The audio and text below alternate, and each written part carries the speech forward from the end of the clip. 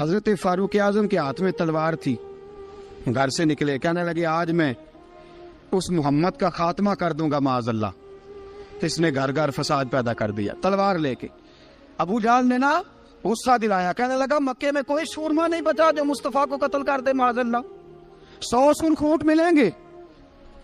جناب عمر کہتے ہیں تلوار پکڑی، اور یہ سویر کی بات ہے، ابھی رات کو نبی پاک کعبے کا غلاف پکڑ کے کہہ رہے تھے اللہم اعز الاسلام باسلام عمر ابن خطاب، یا اللہ اسلام کو عزت دے دے، عمر کو کلمے کی توفیق دے دے۔ رات حضرت عمر کہتے ہیں دن چڑھا تو تلوار لے کے نا میں باہر نکلا، میں نے کہا آج میں چھوڑوں گا نہیں، ہر گھر میں فساد معاذ اللہ، ہر گھر میں لڑائی۔ فرماتے ہیں رستے میں حضرت ارقم بن زید مل گئے، کہنے لگے کدھر جا رہا ہے؟ میں نے کہا آج میں مصطفیٰ کو قتل کروں گا۔ کہنے لگے جا پہلے اپنے گھر کی خبر لے، تو جدھر جا رہے نا ادھر بعد میں جانا، پہلے اپنے گھر کی پہلے خبر لے۔ کہنے لگا میرے گھر کو کیا ہوا؟ کہنے لگے تیری بہن فاطمہ بنت خطاب اور تیرا بہنوئی سعید بن زید دونوں کلمہ پڑھ چکے، جا پہلے اپنے گھر کی خبر لے۔ حضرت عمر فرماتے میں گیا، بڑا غصہ آیا کہ میرے گھر میں آگ لگ گئی، میں سردار مکے کا اتنا سخت گیر آدمی، میرے گھر میں اسلام آ گئے۔ فرماتے میں نے جا کے نا اپنی بہن کے گھر کی طرف رخ کیا، دروازے پہ پہنچا تو میں نے سنا اندر سے آواز آ رہی ہے، قرآن پڑھنے کی آواز آ رہی، قرآن پڑھنے کی۔ فرماتے میں نے دروازے پہ دستک دی، اندر سے آواز آئی کون ہے دروازے پہ؟ میں نے کہا عمر ابن خطاب۔ فرماتے ہیں کہ میرے بہنوئی نے کہا کہ فاطمہ تیرا بھائی بڑا سخت ہے۔ فرماتے ہیں میری بہن نے جلدی سے قرآن کے صفحے لپیٹ کے اوپر رکھ دیے، میرے بھائی جو تھے وہ میرے بہنوئی ایک دروازے کے پیچھے چھپ گئے۔ فرماتے ہیں میری بہن سامنے کھڑی ہے، پیار بھی بڑا تھا، میں نے جاتے ہی کہا کیا کر رہی تھی؟ توجہ ہے آپ کی؟ غلامان محمد جان دینے سے نہیں ڈرتے، یہ سر کٹ جائے یا رہ جائے کچھ پرواہ نہیں کرتے۔ ہمیں لگے کیا کر رہی تھی؟ حضرت فاطمہ خاموش ہے۔ عمر کہتا ہے میں نے ڈانٹ کے، بولتی کیوں نہیں، کیا کر رہی تھی؟ میں نے کہا قرآن پڑھ رہی تھی، قرآن پڑھ رہی تھی۔ کہا تجھے پتا نہیں، تجھے میرا پتا نہیں؟ فرمایا سارا ہی پتا ہے۔ کہا تو جانتی نہیں لات و منات کو برا کہتے ہیں؟ فرمایا وہ بات کی باتیں تھی، وہ جاننے نہ جاننے کی باتیں۔ دوستو توجہ، حضرت عمر ابن خطاب فرماتے ہیں کہ بہن اس جلال، اس روب، اس اعتماد سے بولتی تھی کہ میں نے ایک تھپڑ مارا بہن کے منہ پہ، میری بہن ادھر جا کے گری۔ فرماتے ہیں کپڑے جھاڑ کے کھڑی ہوئی، کہنے لگی عمر ایک تھپڑ نہیں تو 1000 مار، تو 1000 مار، لیکن یہ امید نہ رکھنا کہ میں قرآن چھوڑ جاؤں گی، یہ امید نہ رکھنا میں قرآن چھوڑ جاؤں گی۔ فرماتے ہیں کہ میرے ہاتھ میں تلوار تھی، میں نے دستے کی طرف سے نا، دستے کی سائڈ سے تلوار بہن کو ماری زور زور سے، سر سے خون نکل آیا۔ فرمایا میں اپنے بہنوئی کی بڑی عزت کرتا تھا، میرا بہنوئی پردے سے نکلا بیوی کو بچانے، میں نے زور زور سے 2 تلوار کی پشتیں اس کے سر پہ بھی ماری، خون نکلا، پھر میری بہن آگے ہوئی، پھر مارا۔ واقعی جب خون نکلا نا بہن کا تو میری بہن نے اپنا خون اپنے ہاتھ پہ لگا کے کہا عمر جس ماں باپ کا خون تیری رگوں میں ہے اس کا میری رگوں میں بھی ہے، اسی کا خون میری رگوں میں بھی ہے۔ فرمایا عمر جس باپ کی پشت سے تو ہے میں بھی اسی باپ کی پشت سے ہوں، جس ماں کی چھاتیوں سے دودھ تو نے پیا ہے میں نے بھی اسی ماں کی چھاتیوں سے دودھ۔ توجہ ہے آپ کی؟ میری بات سمجھ میں آ رہی ہے؟ سنیں بات، رسول اکرم صلی اللہ تعالی علیہ وسلم نے فرمایا، حضرت عمر رضی اللہ تعالیٰ عنہ فرماتے ہیں نبی پاک پہ نازل قرآن سنا تو جب میری بہن نے اس جلال کے ساتھ بات کی نا کہ عمر میں بھی اسی باپ کی بیٹی ہوں، میں بھی اسی باپ کی بیٹی ہوں، میں بھی اسی قبیلے کی ہوں، خبردار تو ترش رو ہو کے گالی 1000 دے، یہ وہ نشہ نہیں جسے ترشی اتار دے۔ فرمایا تو چارہ کر، ٹیل لگا، لیکن تو مجھے اسلام سے ہٹا سکتا؟ حضرت عمر فرماتے ہیں بہن کا جلال دیکھا تو میں ٹھنڈا ہو گیا، بہن کا جلال دیکھا تو میں نے کہا اچھا مجھے دکھاؤ کیا پڑھ رہی تھی، مجھے دکھاؤ ذرا کیا پڑھ رہی تھی۔ فرماتے ہیں میری بہن کہنے لگی تو کافر ہے، انما المشرکون نجس، جا پہلے وضو کر کے آ، جا غسل کر کے آ، جا پہلے نئے کپڑے دھلے ہوئے پہن کے آ، پہلے تیار ہو کے آ۔ حضرت عمر فرماتے ہیں میں تیار ہو کے آیا، میری بہن نے جھولی میں صفحے رکھے، قرآن پڑھے بہن، سنے بھائی، اللہ تقدیر بدل دیتا ہے. قرآن پڑھے بہن اور سنے بھائی.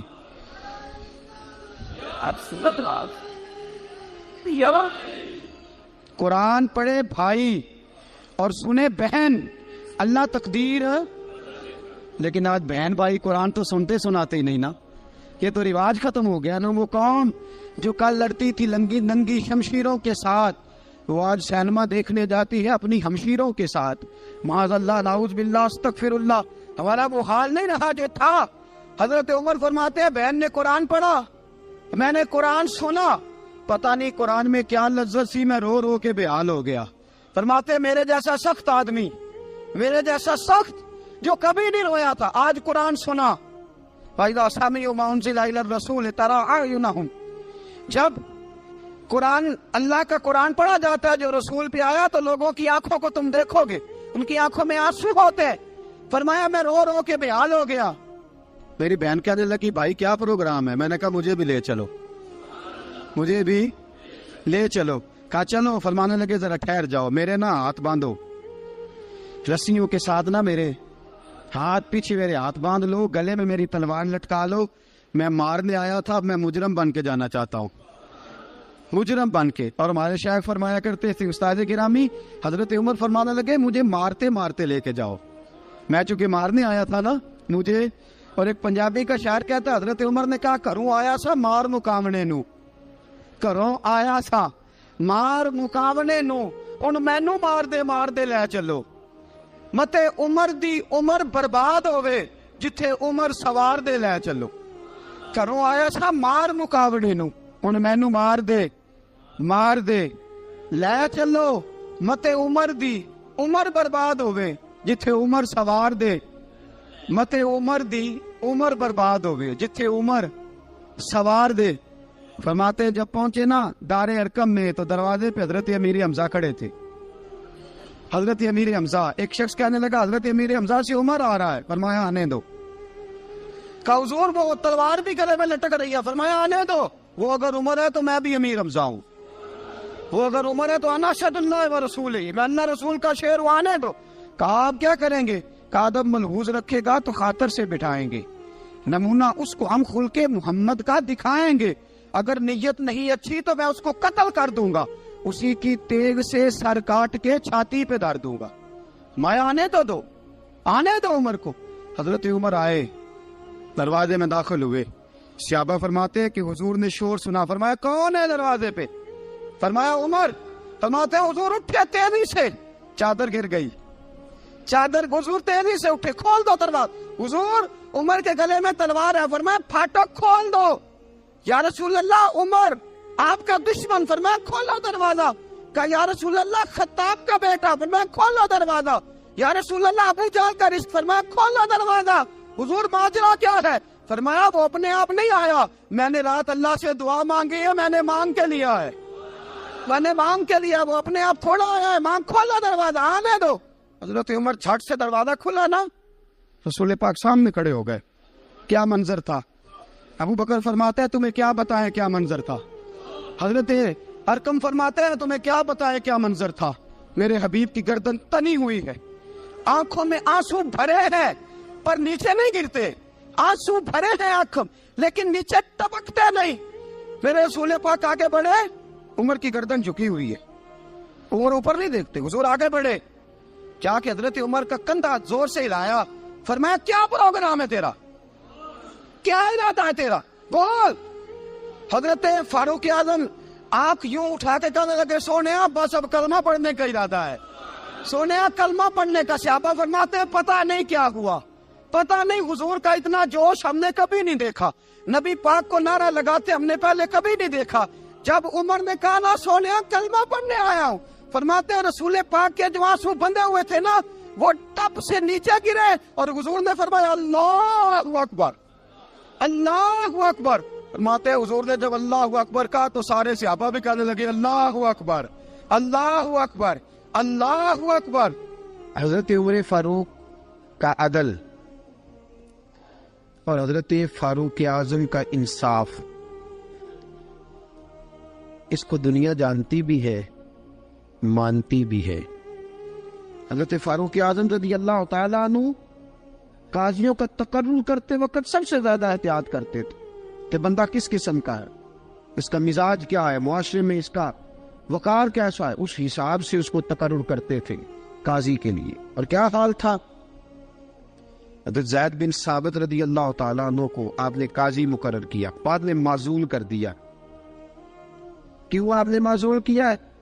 تو حضرت عمر کہنے لگے اس کی وجہ ہے، ایک دن ایک شخص نے، حضرت ابی بن کعب نے مجھ پر مقدمہ کیا، حضرت عمر پر مقدمہ کر دیا، تو فرماتے ہیں کہ میرے سامنے میں دیکھ رہا تھا، جب میں عدالت میں پہنچا تو زید بن ثابت نے میرا کھڑے ہو کے استقبال کیا، اور جب مدعی آیا ہے تو وہ بیٹھے رہے ہیں۔ تو میں نے کہا کہ جب آپ دونوں میں ملتے وقت انصاف نہیں کر رہے تو فیصلے میں کیسے انصاف کریں گے؟ آپ اس قابل نہیں کہ آپ کو قاضی بنایا جائے، معزول کر دیا۔ اگر میں بحیثیت مجرم، بحیثیت ملزم آیا ہوں، اگر آپ نے میرا کھڑے ہو کے استقبال فرمایا تو پھر مدعی کا تو زیادہ حق بنتا تھا۔ اور ہم پر اعتراض ہے کافر کا، وہ کہتے ہیں تم عدل نہیں کر سکتے۔ بولا آدمی ہے نا، وہ دیکھتا ہے آج کل کے مسلمانوں کو، آج کل کے مسلمانوں کو دیکھ کے رائے قائم کرتا ہے۔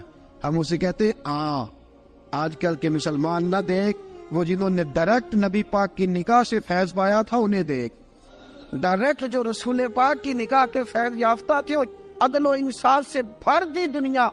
حضرت فاروق اعظم، حضرت عمر بن عاص مصر کے گورنر تھے، حضرت فاروق اعظم نے انہیں متعین کیا تھا۔ ان کے بیٹے کا مصر میں جھگڑا ہو گیا کسی عام آدمی کے ساتھ، گورنر کے بیٹے کا، اور گورنر کے بیٹے نے اس مصری کو، ایک عام آدمی کو درے مارے۔ تجھے پتا نہیں میں گورنر کا بیٹا ہوں؟ مصری نے کیا کیا؟ گھوڑے پہ بیٹھا سیدھے مدینے آ گیا، سیدھا مدینے۔ حضرت فاروق اعظم کے در دولت پہ پشت سے کپڑا اٹھایا، پشت سے اس نے اپنے نشان دکھائے تو جناب عمر کی آنکھوں میں آنسو آ گئے۔ ایک عام آدمی ہے، جانتے کوئی نہیں، تمہیں رو پڑے، اتنا ظلم، اور میری سلطنت میں کوڑے برسے تیری پشت پہ، فوراً بھیجا، جاؤ بلا کے لاؤ۔ حضرت عمر بن عاص اپنے بیٹے سمیت آئے، بڑی عدالت ہے۔ حضرت فاروق اعظم کے لفظ، فرمایا اس کو اس کی ماں نے آزاد پیدا کیا تھا، تو نے اسے کیوں غلام بنایا ہے؟ اس کی ماں نے آزاد جنا تھا، تو نے کب سے لوگوں کو غلام کا؟ بیٹے یہ کیا کہتا تھا؟ یہ کہتا تھا میں گورنر کا بیٹا ہوں، تجھے تو جانتا نہیں۔ فرمایا اب یہ بڑی عدالت ہے، کوڑا پکڑ اور اس گورنر کے بیٹے کی پشت پہ برسا، اور اسے کہہ تو گورنر کا بیٹا ہے، میں محمد کا غلام ہوں صلی اللہ تعالی علیہ وسلم۔ اسے بتا، اسے اب بتلا کہ تو گورنر کا بیٹا ہے نا، میں نبی پاک کا غلام ہوں، اور جو مصطفیٰ کے غلام ہوتے ہیں وہ سارے برابر ہوا کرتے ہیں۔ حضرت فاروق اعظم کا عدل، جناب فاروق اعظم کا انصاف، جناب فاروق اعظم رضی اللہ تعالیٰ عنہ۔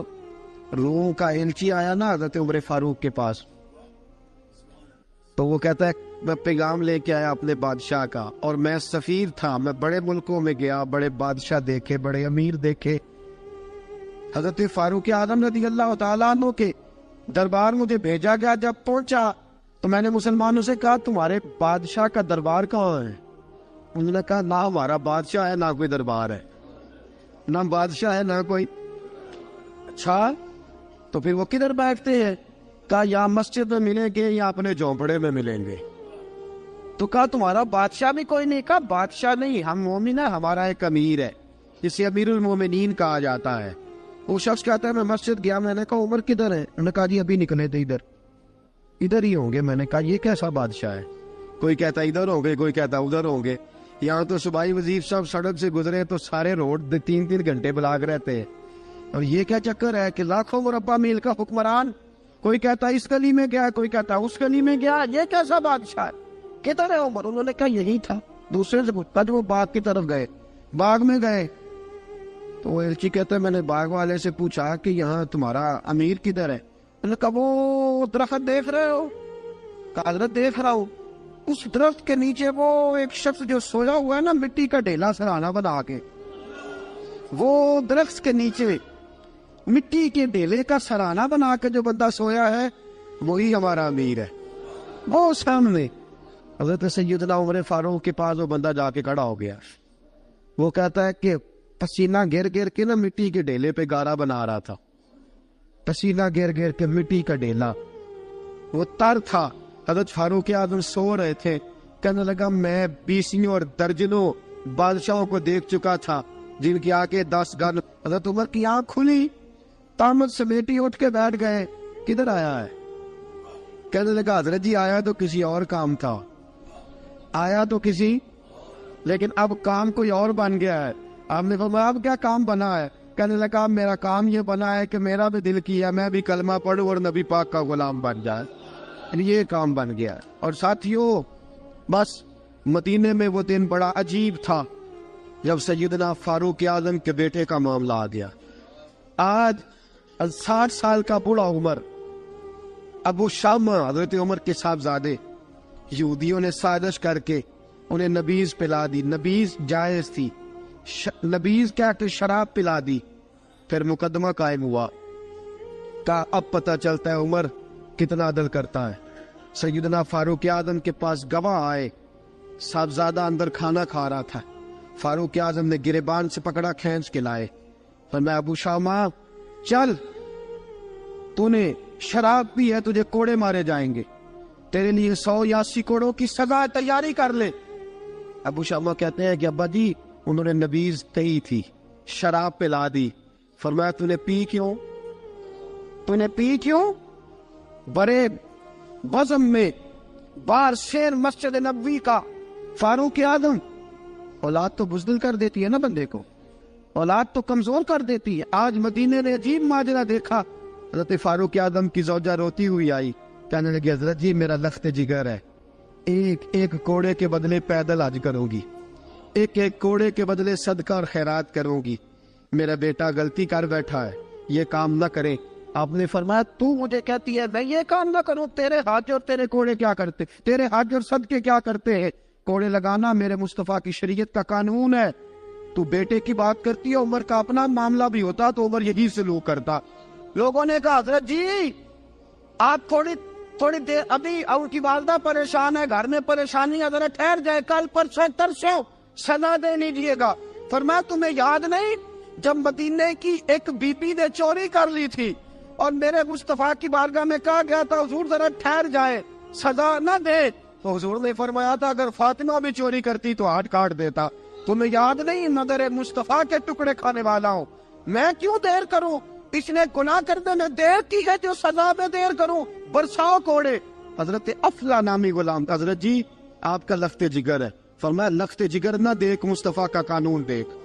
میرا بیٹا نہ دیکھ, مصطفیٰ کے قانون کا قیام ضروری ہے. اگر علی بیٹے کی قربانی دے سکتا ہے, اگر لوگ فاطمہ کے بیٹے کی قربانی یاد رکھیں گے تو تاریخ کبھی بھی عمر کے بیٹے کی قربانی نہیں بھولے گی. فرمایا غلطی سے ہو گیا یا جیسے بھی, اسے خیال کرنا چاہیے تھا. کوڑے لگاؤ. 80 کوڑے لگے تو بیٹے کی روح پرواز کر گئی. جب جوان بیٹا کسی کا, کوثر نیازی نے کہا تھا باپ کا جنازہ اٹھانا بڑا آسان پر بیٹوں کے جنازے اٹھانے بڑے مشکل ہیں. جب فاروق اعظم کا بیٹے کا انتقال ہوا, بیٹے نے آنکھیں کھولی, باپ کی طرف دیکھا تو سیدنا فاروق اعظم عدل و انصاف 2 آنسو آنکھوں میں آئے. کہ بیٹا حضور سے جا کے کہنا کہ عمر نے بیٹا نہیں دیکھا, کا تیرا قانون دیکھ, جا کے حضور سے میرا پیغام دینا. حضرت ابو شامہ رضی اللہ تعالیٰ عنہ وصال کر گئے. تاریخ کیسے کیسے منظر ازالت الخلفاء شاہ ولی اللہ کی بطور والا پیش کرو. حضرت ابو شامہ کا وصال ہو گیا, 20 کوڑے باقی تھے. لوگوں نے حضرت جی آپ کیا کرنا ہے؟ فرمایا اس کا جنازہ پڑھو, اسے قبر میں دفن کرو, باقی 20 کوڑے اس کی قبر پہ مارو, اس کی قبر پہ 20 کوڑے مارو. کا حضرت جی ایسا بھی ہوتا ہے؟ فرمایا اس لیے ایسا ہوتا ہے کہ یہ میرے مصطفیٰ کا قانون ہے, میری اولاد کا معاملہ ہے تو میں درگزر کروں. فرمایا مارو کوڑے. حضرت سیدنا حذیفہ بن یمان فرماتے فاروق اعظم بیٹے کی قبر پہ کھڑے تھے, داڑھی آنسوؤں سے بھری ہوئی تھی. میں دوڑا ہوا آیا, میں نے کہا عمر نہ رو, آج خواب رات تیرے بیٹے کا جنازہ تھا, جنازہ پڑھ کے سویا ہوں تو خواب میں مجھے رسول پاک کی زیارت نصیب ہوئی ہے. نبی پاک خواب میں تھے تو 2 سبز غلے तेरे बेटे को पहना रखे थे और रसूल पाक की बगल में खड़ा था। हुजूर ने फरमाया उमर को जाके कहना कि तूने बेटा पाक करके भेजा था, अल्लाह ने जन्नत के सारे दरवाजे खोल दिए हैं। अल्लाह ने उमर को मेरा सलाम कहना और उसे कहना उमर तेरा हुदूदुल्लाह कायम करना खुदा को भी पसंद है, मुस्तफ़ा को भी पसंद। साथियों, उमर इंतकाल कर गए। 26 ज़िलहज को जख्म लगा। यकम मुहर्रम का दिन, आज का दिन हजरत फारूक आजम को याद रखना, लोगों को बताना, दिन भर उमर की बातें करना, खिराज तहसीन पेश करना। हजरत फारूक आजम को जख्म लगा। आपने फरमाया अपने बेटे से बेटा जा हजरत आयशा के पास। गुंबद खजरा में 3 लोगों के दफन होने की जगह है। एक में अबू बकर दफन हो चुके, एक में रसूल पाक का मज़ार कुर्सी बन चुका, एक जगह खाली है। जाके आयशा से पूछना, मुझे पता है वो 18 साल की उम्र में रसूल पाक पर्दा कर गए थे। 18 साल सैयदा की उम्र थी। आयशा ने जगह अपने लिए रखी हुई है। जाके बाहर खड़े होके कहना अम्मा जी, उमर कहता है मेरा दिल करता है, मेरा दिल करता है कि मुझे नबी पाक की गुंबद के साए में जगह मिले। जाके अर्ज करना और बेटा बाहर खड़े रहना, ज्यादा जिद ना करना, मोमिनों की माँ है। हजरत सैयदना अब्दुल्लाह इब्न उमर के बाहर खड़ा था, दरवाजे के बाहर खड़े होके कहा कि उमर का बेटा हूं। अम्मा जी, उमर फरमाती इजाजत दो तो दिल करता है नबी पाक के साथ लेट जाऊं। वफा में गुजार दी उमर सारी, सारी जिंदगी लै सजना आसा तोड़ निभाई, दिल करता है हुजूर के साथ लेटने को। तो हजरत आयशा सिद्दीका, हजरत अब्दुल्ला इब्न उमर फरमाते मैं दरवाजे से बाहर खड़ा था लेकिन आयशा के रोने की आवाजें बाहर तक आ रही। हजरत आयशा सिद्दीका हिचकियां लेके रोई। सैयदा आयशा ने फरमाया उमर से जाके कहना उमर कोई कब्र की जगह किसी को नहीं देता, लेकिन उमर तूने वफा की तारीख बनाई है, उमर तूने कमाल कर दी है, उमर तूने हद कर दी है। उमर को जाके कहना कि मैं जन्नतुल बकी में दफन हो जाऊंगी, जहां मेरा वक्त आएगा दफन हो जाऊंगी, लेकिन उमर तेरी खिदमत कहती है कि तुझे नबी के साथ दफन होना चाहिए। सैयदना अब्दुल्ला इब्न उमर फरमाते हैं कि जब दफन होने की तानी पर सैनियां रंगा रंग खड़े तरे औसदा जानिए जिसदा तोड़ चढ़े। फरमाते आया उमर को आके बताया पेशानी खून से भरी हुई। उमर ने सजदे में रख दी, रो के कहा आज मेरी तोड़ निभ गई है। हजरत फारूक आज़म मुस्तफा के साथ लेट गए। मेरे नबी ने फरमाया उमर मैं तुझे अपने पड़ोस में दफन कर रहा हूँ, तूने अगर राह वफा में बेटे तक कुर्बान कर दिए है ना, तो कयामत तक जो मुझे सलाम करने आएगा तुझे भी सलाम करके जाए।